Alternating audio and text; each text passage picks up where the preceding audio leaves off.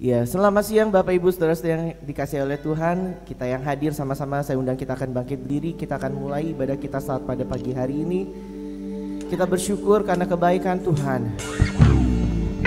Kita boleh menerima pengorbanan Tuhan.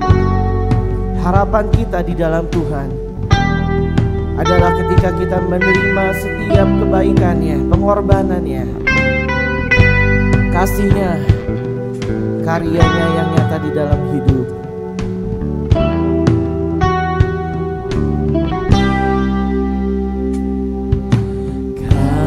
Kasih-Mu, karya-Mu nyata dalamku. Kau pegang hidupku dalam tangan-Mu. Darah-Mu, salib-Mu tebus hidupku. Nama-Mu berkuasa, sanggup bangkitkan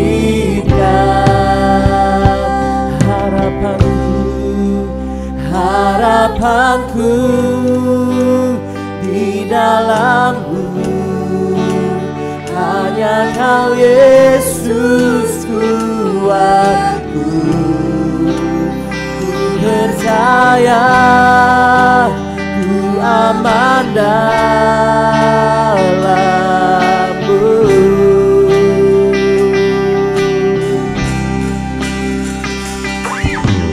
Kasih-Mu, karya-Mu nyata dalamku.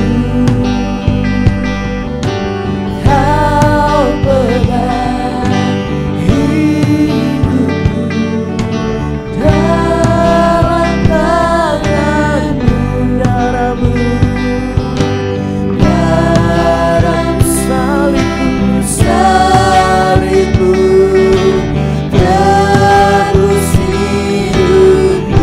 Nama-Mu berkuasa, nama-Mu berkuasa, sanggup bangkitkan. Sama-sama katakan harapanku, harapanku di dalam-Mu. Hanya Kau Yesus ku percaya, ku percaya, ku aman dalam-Mu. Harapanku di dalam-Mu, harapanku di dalam-Mu. Hanya Kau Yesus ku percaya, ku percaya, ku aman dalam harapanku. Harapanku di dalam-Mu. Hanya Kau Yesus kuatku. Ku percaya ku aman dalam-Mu.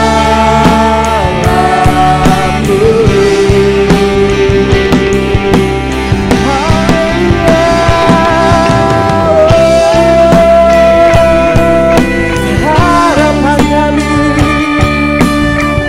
hanya di dalam Engkau,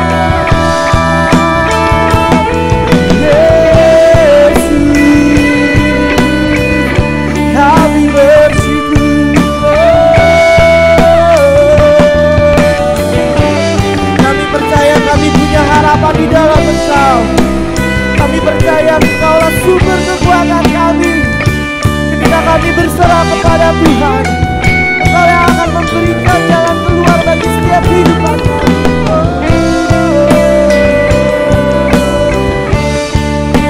Haleluya. Sama-sama katakan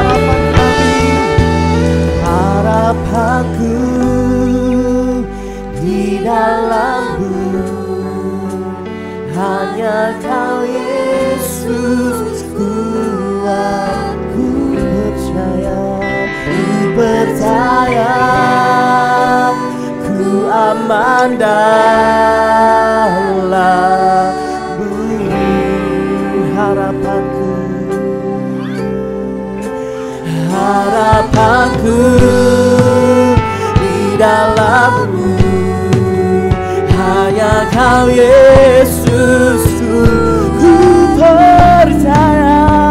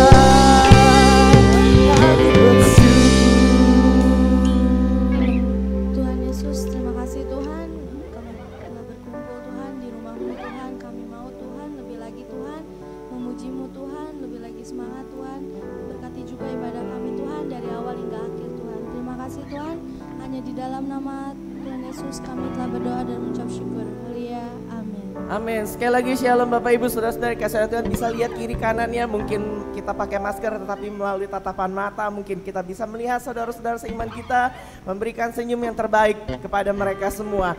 Kita akan terus memuji nama Tuhan. Tuhan kita Tuhan yang besar, Tuhan yang memberikan harapan karena Dia mati, Dia bangkit, berkorban bagi hidup kita. Dia Yesus yang ajaib.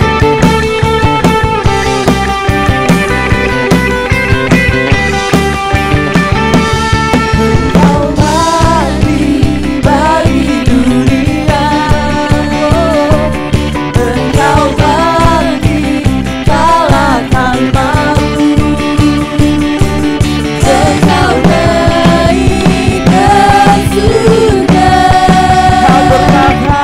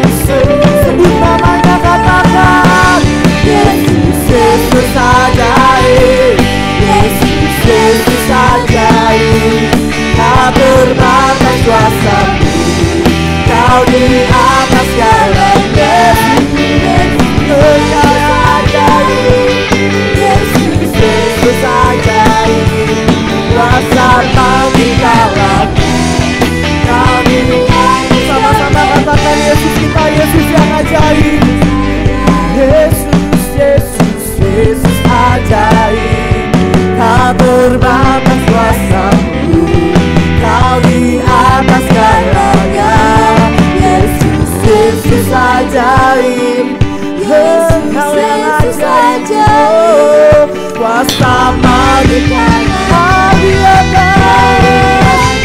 Engkau yang ajaib, Yesus ajaib, Yesus ajaib.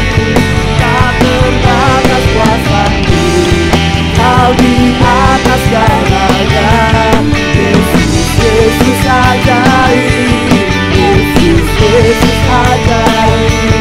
Kuasa mengikat, Kau di atas segalanya.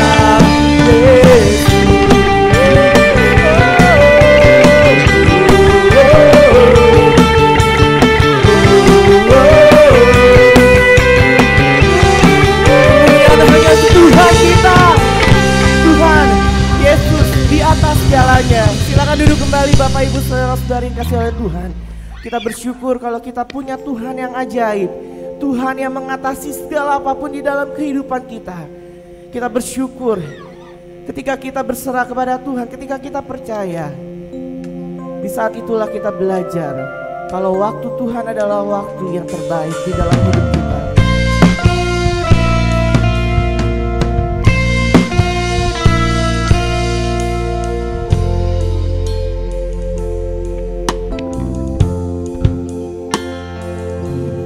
Kau izinkan sesuatu terjadi, ku percaya semua untuk kebaikanku. Bila nanti telah tiba waktumu, ku percaya kuasa-Mu memulihkan hidupku.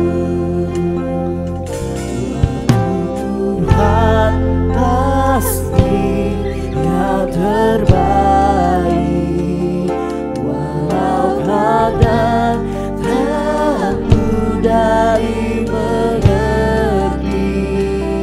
Lewati cobaan, ku tetap percaya waktu Tuhan pasti yang terbaik.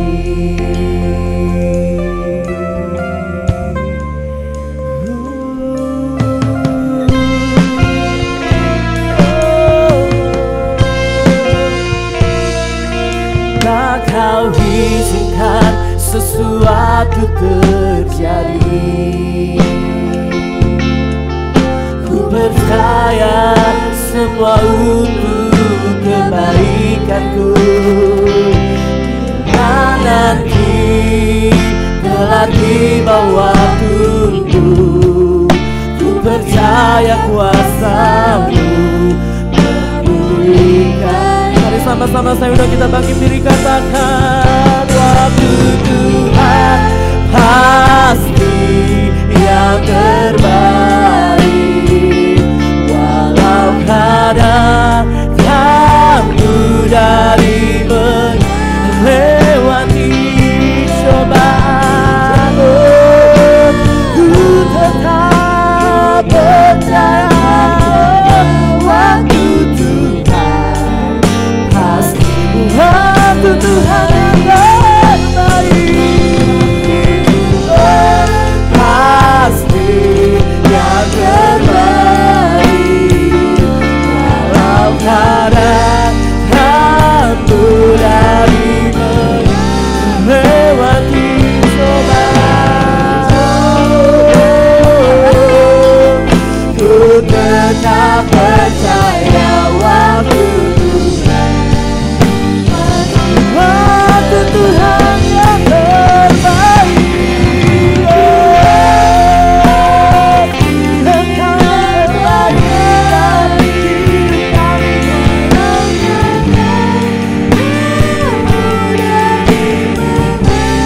kami punya Tuhan yang mampu.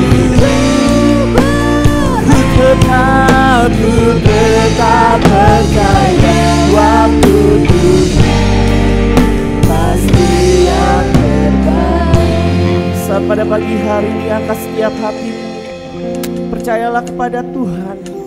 Dia yang mampu melakukan apapun dalam hidup kita semua. Percayalah kepada Tuhan. ketika dia sudah berkorban bagi setiap kehidupan kita, ketika dia mau mati bagi setiap kehidupan kita, itu saatnya kita beroleh kemenangan. Tuhan kita adalah Tuhan yang hidup, Tuhan yang bangkit, Tuhan yang mampu melakukan apapun di dalam kehidupannya. Dan itu dia akan buktikan di dalam kehidupan kita semua. Setiap kita yang datang saat pada pagi hari ini, angkat setiap hatimu, katakan, Tuhan ini kami percaya kepada waktu-Mu Tuhan, waktu yang terbaik, waktu yang tepat. Dan kami akan menanti janji-Mu dari hari ke hari. Waktu Tuhan pasti yang terbaik, walau kadang tak mudah dimengerti. Lewati cobaan, ku tetap percaya waktu Tuhan pasti.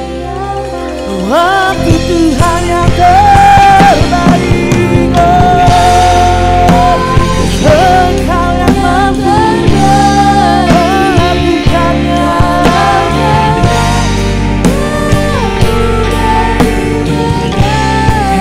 Kami kuat di dalam-Mu menghadapi waktu pasti. Lewati cobaan,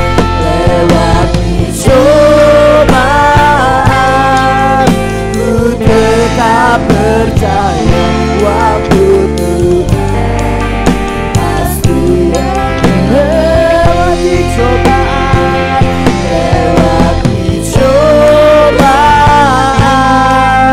ku tetap percaya waktu Tuhan pasti yang terbaik.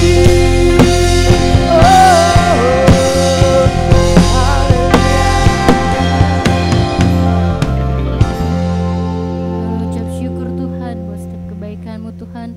Kalau kami boleh memuji dan menyembah-Mu Tuhan. Tuhan, tiba saatnya kami mau mendengarkan sebagian daripada firman-Mu Tuhan. Berkati hamba-Mu Tuhan yang akan membawakan firman-Mu Tuhan. Biarlah firman-Mu dapat tertanam, bertumbuh dan berbuah dalam setiap hati kami Tuhan. Terima kasih Tuhan.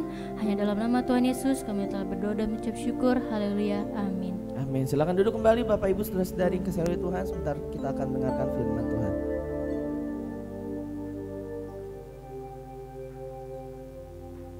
Shalom Bapak Ibu Saudara sekalian.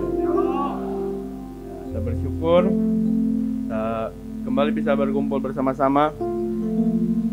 Walaupun ya kita lihat beberapa ada yang kosong, dan shalom juga untuk Bapak Ibu Saudara sekalian yang mungkin nanti akan melihat tayangan ibadah online ini. Kita bersyukur saat pagi hari ini kita dapat berkumpul bersama-sama. Ya. Apa kabarnya ini? Luar biasa, haleluya. Yang paling kencang suaranya, oh itu. Saya kira tadi saya di sini. Ya. Oke, Faren coba boleh. Nah, saya minta yang muda deh. Michelle sama Nael. Yuk, tolong maju ke depan. Ya, taruh di sini. Michelle. Oke, jaga jarak. Katanya jaga jarak. Agak maju nggak apa-apa. Ya, silakan seorang ambil satu yang sudah saya sediakan. Iya, itu air. Nah, agak tengah dikit. Masih disegel kan ya? Coba yang Michelle buka, Sel. Nah, nggak usah, nggak apa-apa. Tapi mau dibuka juga nggak apa-apa. Coba tuangkan setengah. Oh, coba setengah belum? Oh. Lagi. Udah ya, lagi. Silakan, itu boleh kamu bawa pulang. Itu masih baru kan tadi kan? Koko belum minum kan? Iya. Silakan duduk, thank you. Nah, duduk, itu buat kamu. Dibawa aja. Dibawa. Iya, dibawa. Nah, dari ilustrasi sederhana ini, kira-kira yang paling senang terima aqua itu siapa ya? Ayo, pasti karena apa? Penuh. Tapi Michelle senang nggak, Sel? Senang. Kenapa? Masih baru. Saya bukan kasih bekas. Pada saat pagi hari ini, firman Tuhan seperti yang sudah saya bahas di Sigian di dalam Alkitab mengenai hal ini, ya kalau saya cari, nanti juga Bapak Ibu saya cari, hanya ada 2. Yaitu firman Tuhan pada saat pagi hari ini, saya berikan judul dikaruniai upah sepenuh. Upah sepenuh. Nah, seperti tadi 2 orang saya kasih botol, awalnya memang penuh kan, tapi yang 1 orang saya minta setengah, dan yang seorang masih penuh. Dan saya tanya, siapa yang paling senang kira-kira? Yang full. Demikian dengan kehidupan kita. Kalau kita menerima sesuatu yang full, apalagi dari Tuhan, wah, rasanya luar biasa. Pasti luar biasa. Mengenai upah banyak dibahas, tetapi mengenai upah sepenuh ini, kita akan melihat dari seseorang yang bukan umat pilihan Tuhan, tetapi namanya ada tertulis, bahkan dijadikan sebuah kitab, yaitu Rut. Nah, kita akan baca di dalam kitab Rut pasal yang kedua.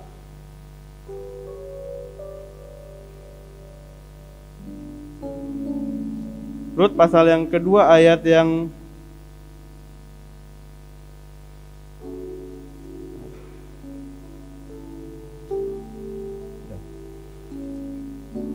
Rut pasal yang kedua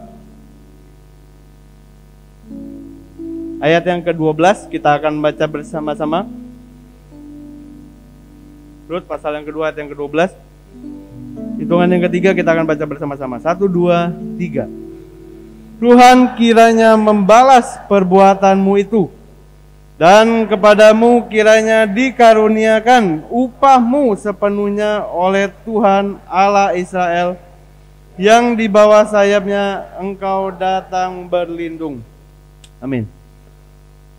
Ini adalah peristiwa ketika Rut bertemu dengan Boaz. Boaz mengatakan kepada Rut, Tuhan kiranya membalas perbuatanmu itu, dan kepadamu kiranya dikaruniakan upahmu sepenuhnya oleh Tuhan Allah Israel, yang di bawah sayapnya engkau datang berlindung. Kalau kita melihat siapakah Rut? Rut adalah seorang Moab. Tunggu sebentar.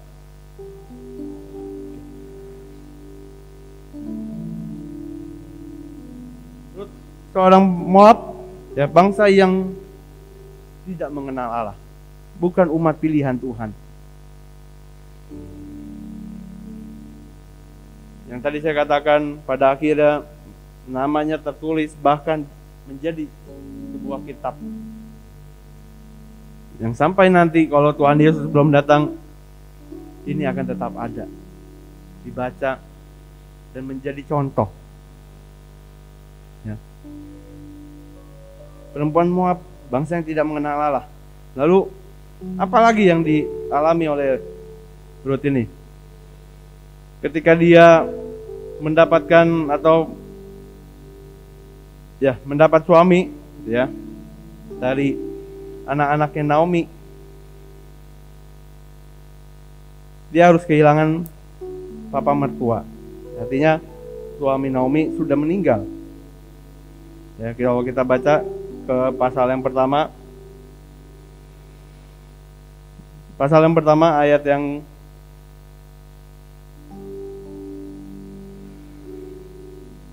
ketiga. Nah, kemudian matilah Elimelek suami Naomi sehingga perempuan itu tertinggal dengan kedua anaknya.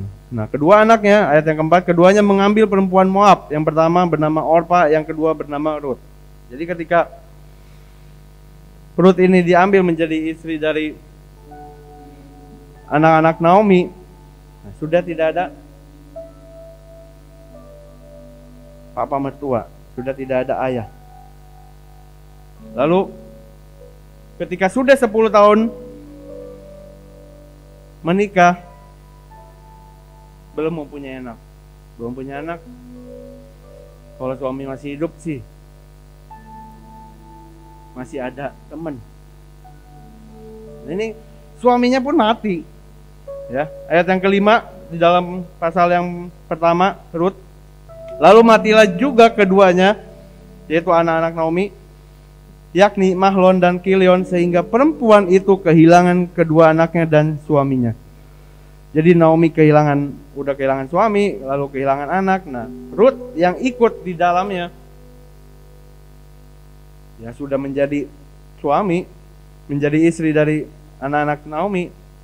Nah, kehilangan.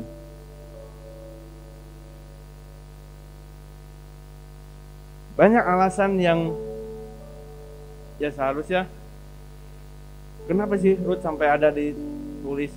Bahkan tadi dikatakan dikaruniakan upah sepenuh. Bukan orang pilihan. Kehidupannya juga susah. Nah, Naomi datang ke bangsa Moab, ke daerah Moab untuk menetap di sana karena pada saat itu dikatakan ayat yang pertama ada kelaparan di tanah Israel. Ya. Badai kelaparan datang sehingga mereka harus pindah dan ya ketemulah dengan Rut. Lalu ketika badai itu sudah berlalu, nih ayat yang ke-6 dikatakan bahwa Tuhan telah memperhatikan umatnya dan memberikan makanan kepada mereka. Nah, maka berangkatlah. Akhirnya Naomi mau pulang kembali. Dan kita tahu, nah ini yang akan saya perhatikan. Mengapa Rut sampai ditulis namanya bahkan menjadi sebuah kitab? Karena yang pertama, Rut melakukan sesuatu, ya, melakukan segala sesuatu itu dengan segenap hati. Melakukan sesuatu dengan segenap hati. Nah, ayat yang ke-9, ya, ayat yang pasal pertama sebenarnya mulai dari ayat 7 sampai seterusnya itu cerita tentang bahwa pada akhirnya Orpa itu berpisah. Ayat 11 dikatakan, tetapi Naomi berkata, pulanglah anak-anakku, mengapakah kamu turut dengan aku? Bukankah aku tidak ada lagi anak laki-laki? Jadi secara sederhana, saya ini nggak akan ada anak laki-laki. Seandainya sekarang pun saya masih ada suami, dan seandainya pun ada anak, masih bayi, masa kamu mau tunggu? Bahasa sederhananya seperti itu.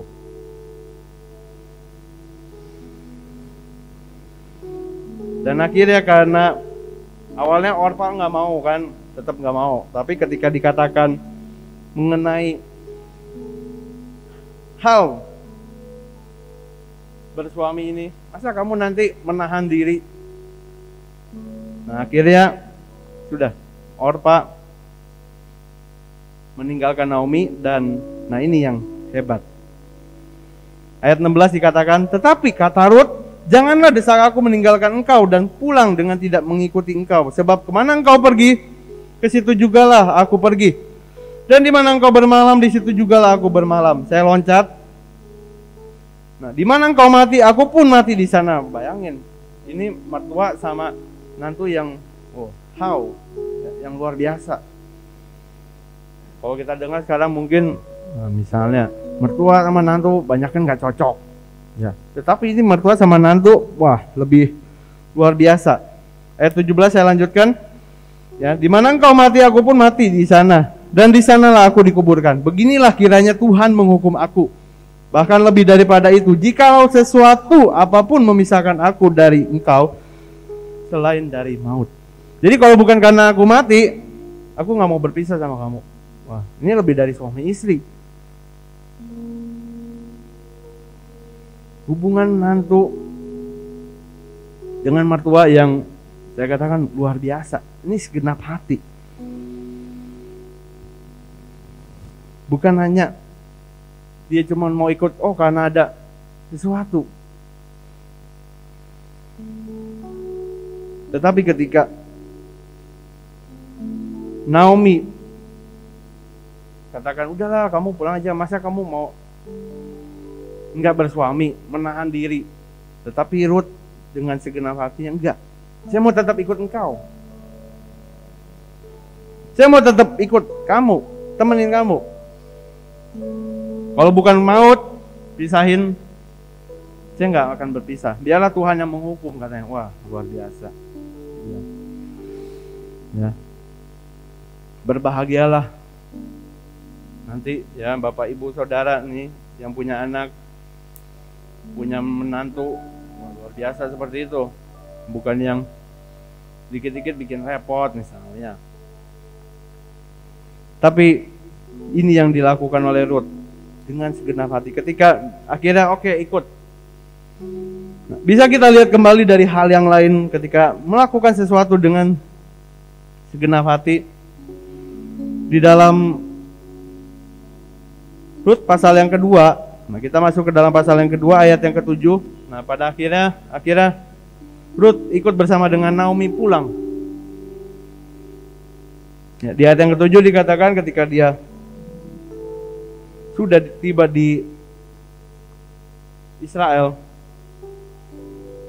dikatakan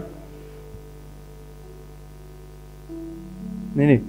Tadi ia berkata, izinkanlah kiranya aku memungut dan mengumpulkan jelai dari antara berkas-berkas jelai ini di belakang penyabit-penyabit. Akhirnya Ruth bekerja ya di sebuah ladang. Nah, akhirnya yang diketahui ini adalah tanah milik Boas. Dan dikatakan selanjutnya, begitulah ia datang dan terus sibuk dari pagi sampai sekarang, dan seketika pun ia tidak berhenti. Tidak hanya dengan mertua, Ruth ini melakukan sesuatu hubungan dengan segenap hati, tetapi dia bekerja pun dengan segenap hati. Ketika ngobrol-ngobrol sama istri gitu di rumah, orang tuh sebenarnya kalau lakukan sesuatu, apalagi dengan segenap hati, itu enggak mungkin enggak akan menghasilkan sesuatu.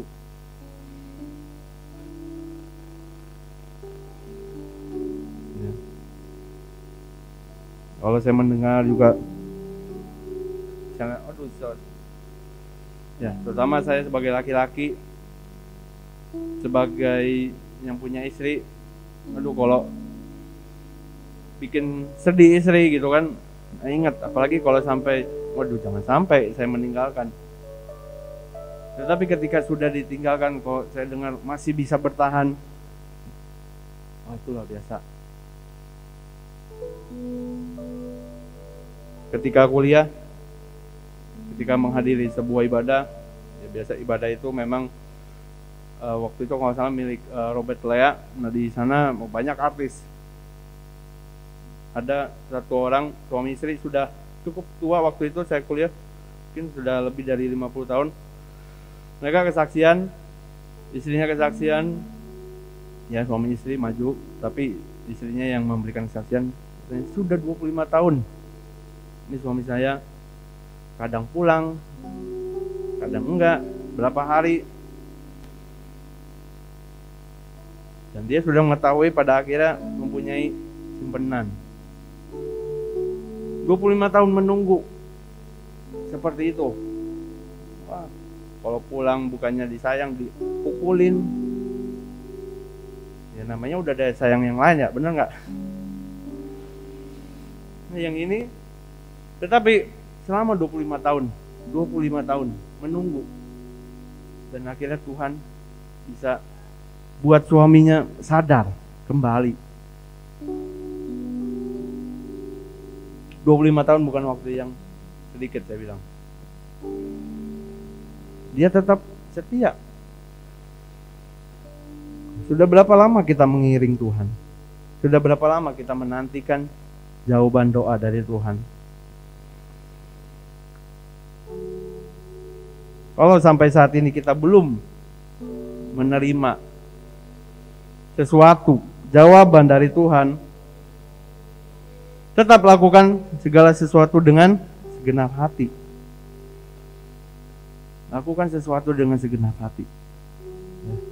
Di ayat yang lain di dalam perjanjian baru, kita sering dengar ayat ini, lakukanlah segala sesuatu seperti untuk Tuhan, kan? Bukan untuk manusia.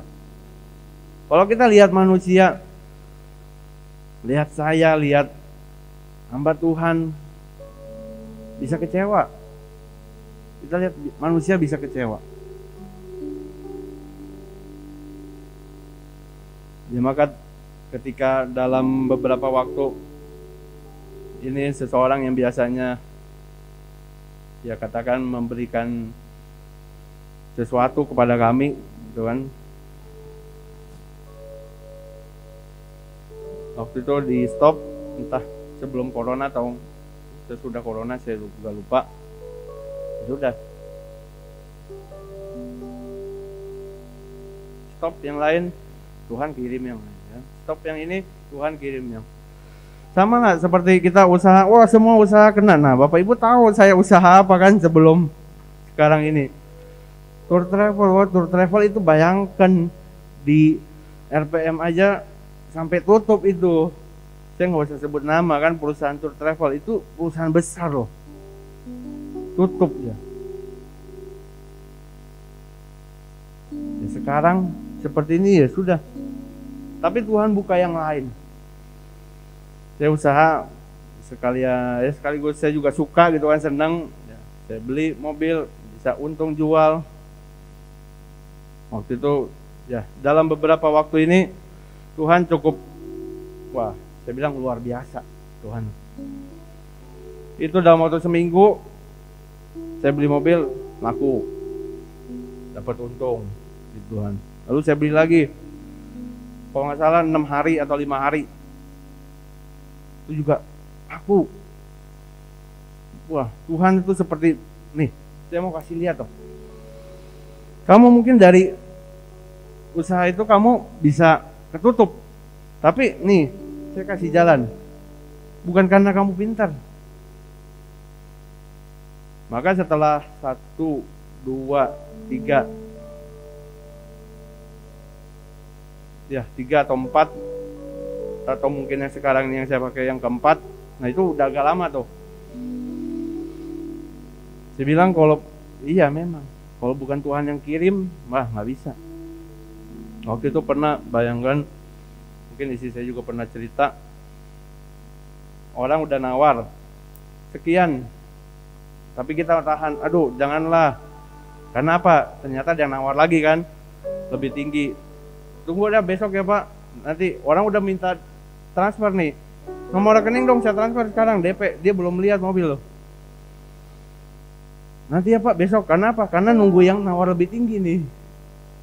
Besoknya yang nawar lebih tinggi kagak jadi. Yang saya, Pak ini Pak nomor rekening, kamu pasti ini orang lain, udah ngambek, keburu ngambek gitu. Udah kabur dua-duanya tuh. Saya bilang aduh sedih juga ya, tau gitu. Saya bilang kan kemarin kamu bukannya langsung kasih aja. Ya udahlah kita inilah tunggulah.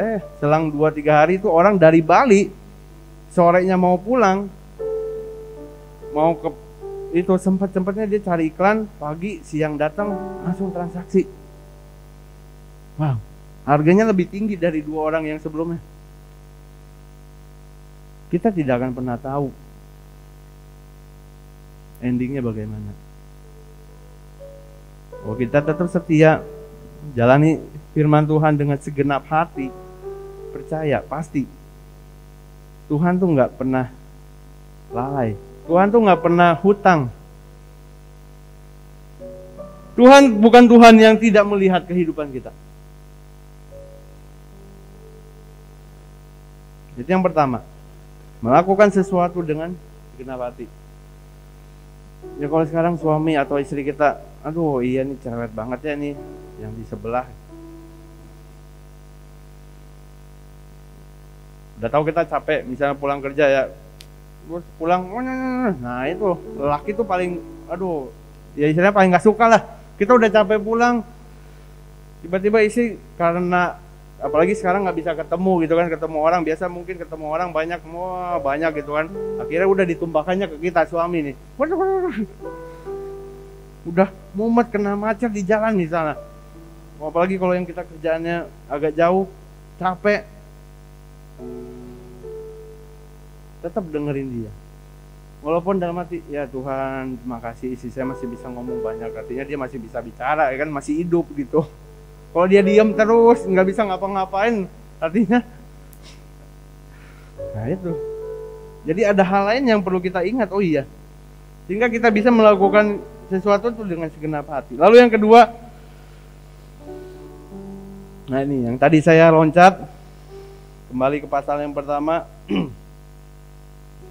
Dikatakan pasal pertama ayat yang ke-16 ada satu kalimat yang saya loncat, yaitu bangsa mula bangsaku dan Allah mula Allahku.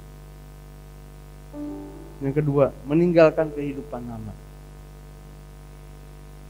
Rut meninggalkan semua apa yang dia percayai sebelumnya, dewa-dewa asing yang tidak dikenal oleh Israel.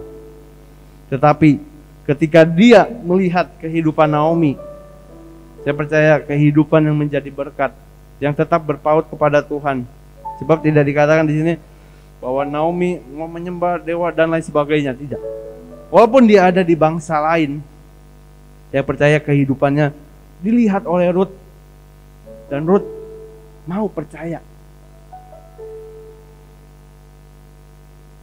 Jadi kehidupan lama yang Rut jalani, akhirnya dia ambil keputusan, yes, Allahmu Allahku, Allah yang kamu sembah saya juga mau sembah, saya mau percaya.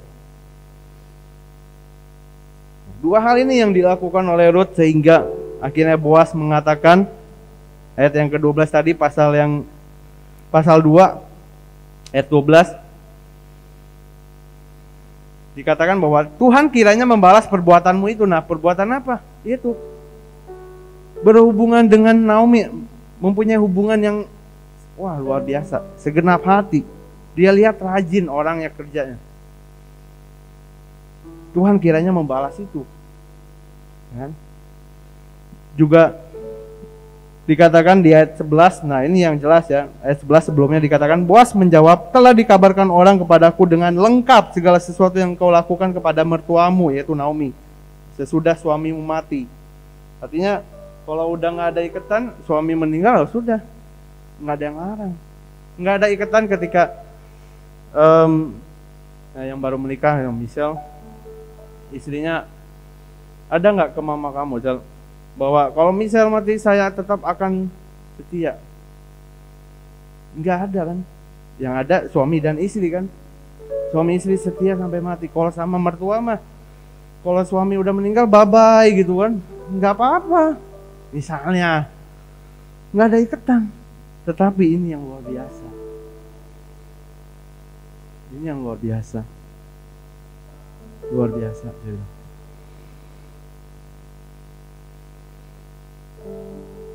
Lalu dikatakan selanjutnya, bagaimana engkau meninggalkan ibu bapamu dan tanah kelahiranmu, serta pergi kepada suatu bangsa yang dahulu tidak engkau kenal. Kalau saya tambahkan, bahkan engkau percaya kepada Allah yang kami sembah juga.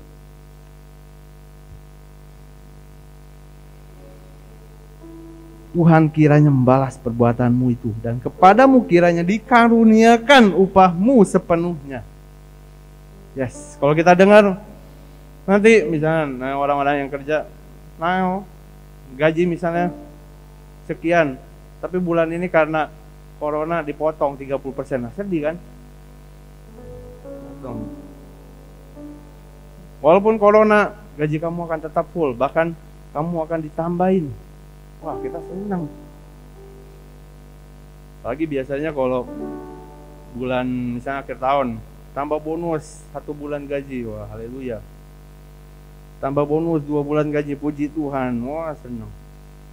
Tapi kalau akhir tahun potong, aduh sedih. Dikaruniakan upah sepenuhnya. Lalu pada akhirnya apa yang Ruth terima? Upah ini bukan berbicara hanya mengenai kehidupan kekal nanti, tetapi ketika saya membahas bagian ini, Ruth menerimanya ketika dia masih ada di dalam dunia. Ruth menerima. Nah, kalau bahas mengenai yang waktu itu saya berikan di Sigen, nanti mungkin lain waktu saya akan bahas juga. Nah, itu baru mengenai upah ketika kita nanti meninggal. Tetapi untuk yang saat ini, kita lihat pasal yang keempat, Ruth pasal 4. Sebenarnya ayat 1 sampai 12, nah ini saya baca terus berulang-ulang pembacaan sehari-hari. Saya temukan, wah ini yang menarik. Ya. Akhirnya apa? Nah, upah yang diterima oleh Ruth, yang pertama adalah dia ditebus oleh Boaz. Sebenarnya sebelum Boaz, ini ada yang lebih dekat, karena peraturan di Israel waktu itu seperti itu. Kalau ada yang meninggal, kan, terutama laki-laki sebagai pemegang pemilik pusaka gitu kan. Misalnya saya Ang, nah saya punya anak laki-laki, misalnya laki-laki ini dua-duanya, tentu istrinya perempuan dan harus perempuan, jangan istrinya laki-laki, bahaya. Nah istrinya perempuan, lalu anak-anak saya mati. Nah untuk meneruskan keturunan saya, nama Ang saya ini, nah kalau waktu itu Israel harus ditebus oleh orang lain, misalnya saudara, harus ada yang tebus. Segala punya saya punya tanah, saya punya apa, harus dibeli. Nah sebelum Boaz sebenarnya ada satu orang. Nah maka di pasal yang keempat, nanti kalau Bapak Ibu Saudara baca sekalian, nah, kita baca dulu sekilas. Pasal 4 ayat pertama, Boaz telah pergi ke pintu gerbang dan duduk di sana. Kebetulan lewatlah penebus yang disebutkan Boaz itu. Lalu berkatalah Boaz, "Hai saudara, datanglah duduk. Datanglah dahulu kemari, duduklah di sini." Maka datanglah ia lalu duduk. Ayat yang kedua, kemudian dipilihnyalah 10 orang dari para tua-tua kota itu dan berkata, "Duduklah kamu di sini." Maka duduklah mereka di pintu gerbang. Nah, pintu gerbang seperti yang sudah pernah saya sebutkan, itu menjadi tempat berkumpulnya para tua-tua lalu mengambil keputusan. Nah, duduk mereka. Nah, kira ngobrol-ngobrol, "Kamu mau nggak tebus nih punya Naomi? Kalau kamu mau tebus tanah miliknya, nah istrinya kamu juga sudah include lah bahasa sekarang gitu, udah plus, kamu harus tebus dia." Nah, namun karena orang ini nggak suka, nanti nama saya juga hilang dong. Saya yang nebus ini, kalau sekarang Lim, nah, nanti saya Lim saya nanti untuk keturunan saya nggak bisa ini dong. Akhirnya dia nggak mau. Dan sudah, kata Boaz, nah dengarkan kamu semua saksi. Lalu sebagai adat istiadat, sebagai kebiasaan, kalau nggak mau tebus, tinggalin sepatunya tuh sebelah sendalnya. Akhirnya kalau kita baca, ditanggalkan sepatunya, kasutnya. Mensahkan perkara. Jadi sah ya, saya nggak mau tebus, sudah. Nah Boaz bilang, udah, hari ini saya yang akan tebus. Saya akan tebus. Nah jadi upah yang diterima oleh Ruth adalah apa? Penebusan. Sama seperti kita. Siapakah kita? Bukan umat pilihan.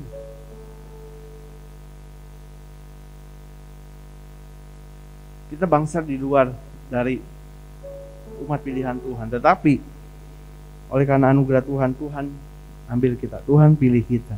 Tuhan tebus kita.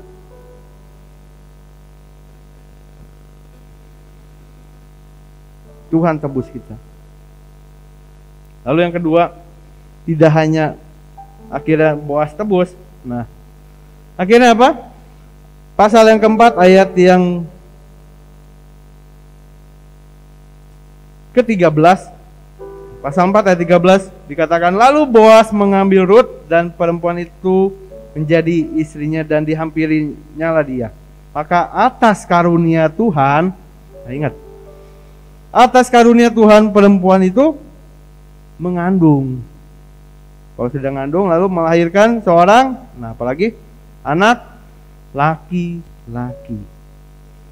Jadi ketika kita mempunyai seorang anak pun itu adalah karunia Tuhan.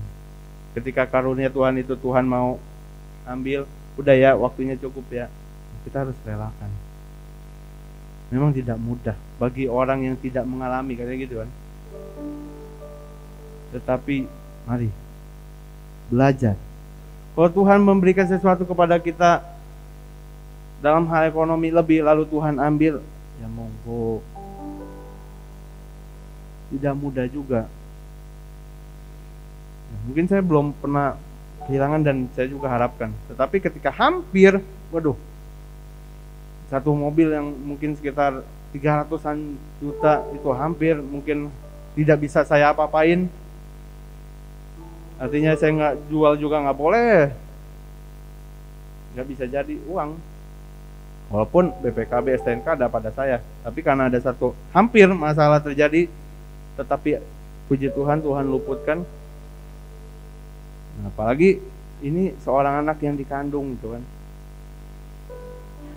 Tetapi inilah, namun perlu diingat ayat selanjutnya dikatakan, sebab itu perempuan-perempuan berkata kepada Naomi, terpujilah Tuhan yang telah rela menolong engkau.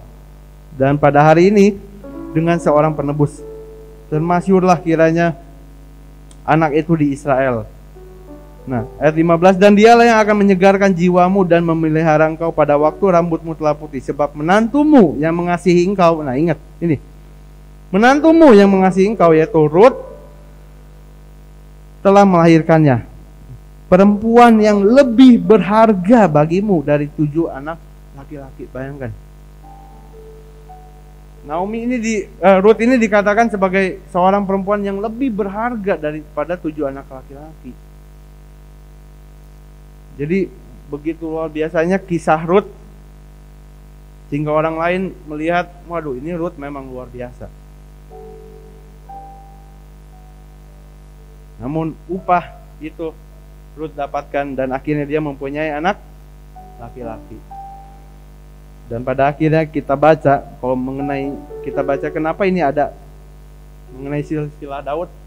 Nah, sebab nantinya keturunan daripada Rut inilah lahir seorang anak yang akan menjadi raja, yaitu Daud. Kita lihat di ayat yang ke-18. Inilah keturunan Peres. Peres memperanakan Hezron. Hezron memperanakan Ram. Ram memperanakan Aminadab.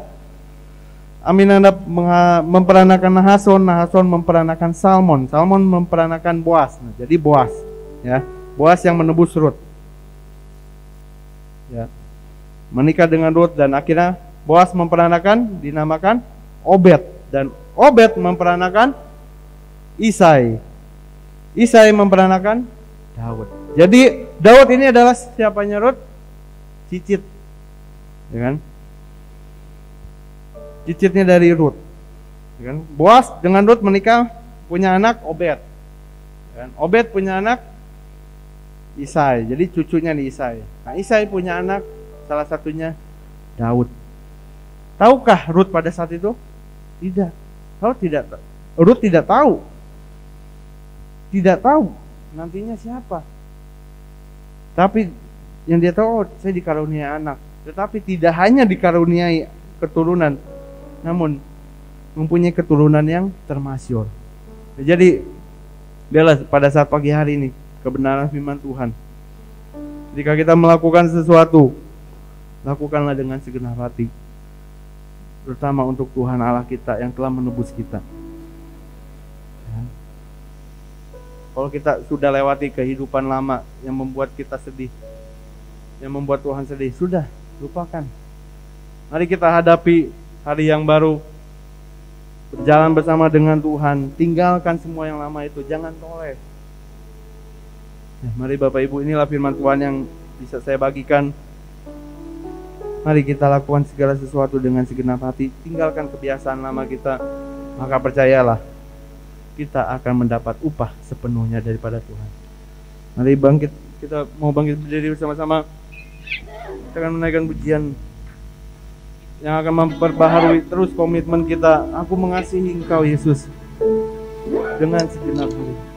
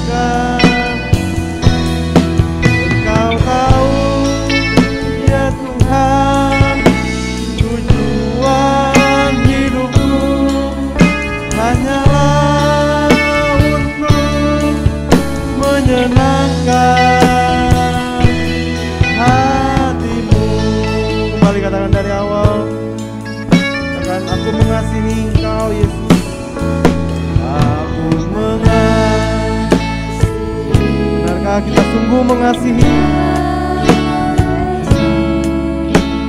Kasihilah Dia dengan segenap hati kita.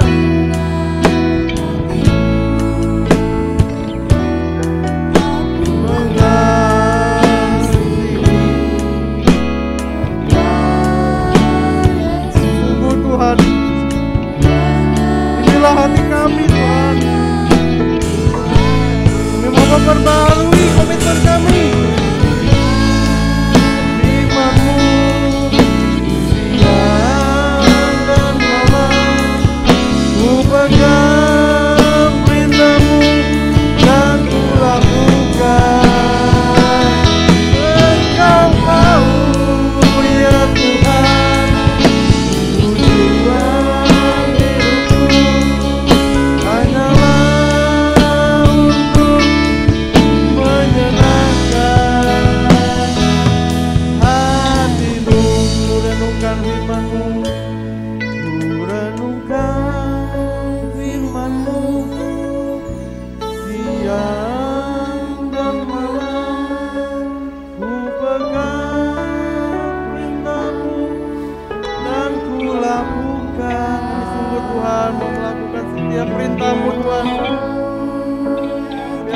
Kami menyenangkan hati-Mu Tuhan. Hanyalah untuk menyenangkan hati-Mu. Renungkan firman-Mu siang dan malam. Ku pegang perintah-Mu dan ku lakukan. Engkau tahu, ya Tuhan, semua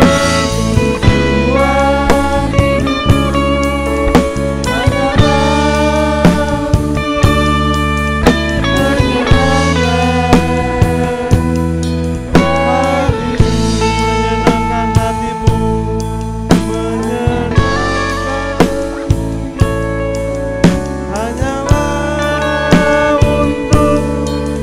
menyenangkan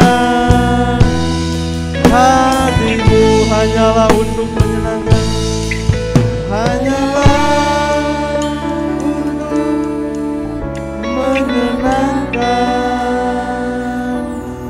hati-Mu. Yes, inilah kesembuhan hati kami Tuhan. Biarlah tidak hanya di tempat ini, sungguh kami menaikkan pujian ini Tuhan, tapi biarlah dalam kehidupan kami, sungguh Tuhan, Engkau tahu yang kami sungguh mau lakukan dari hari ke hari. Biarlah kehidupan kami menyenangkan hati-Mu Tuhan. Setiap kebenaran firman Tuhan kami sungguh lakukan dengan segenap hati kami.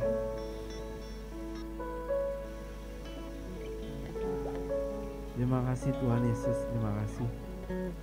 Biarlah setiap umat-Mu yang datang pada saat hari ini, dalam setiap pergumulan doa mereka, Engkau tahu Tuhan, Engkau tahu.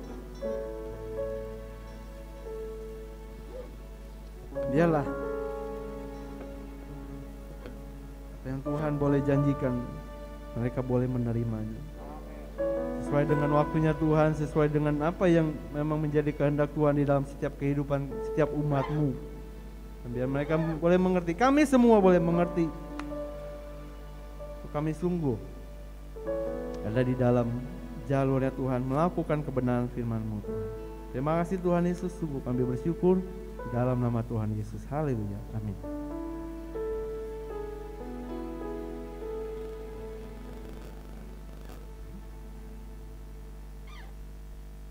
Bapak Ibu Saudara-saudari, sebelum kita akan meninggalkan tempat ini, ada sedikit pengumuman seperti biasa ya.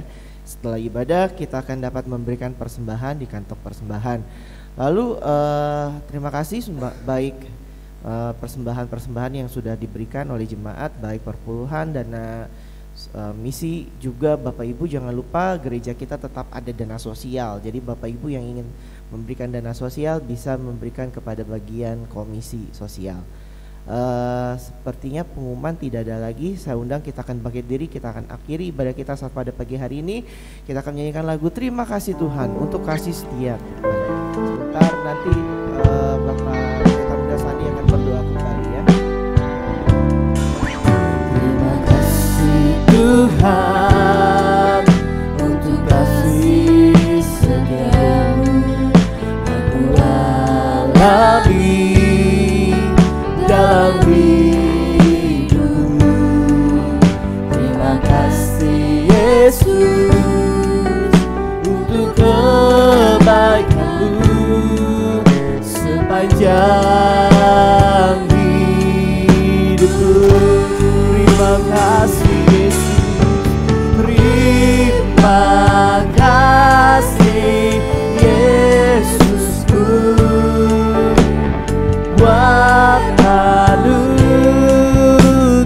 yang Kau beri setiap hari ini. Tuhan adakan syukur bagiku.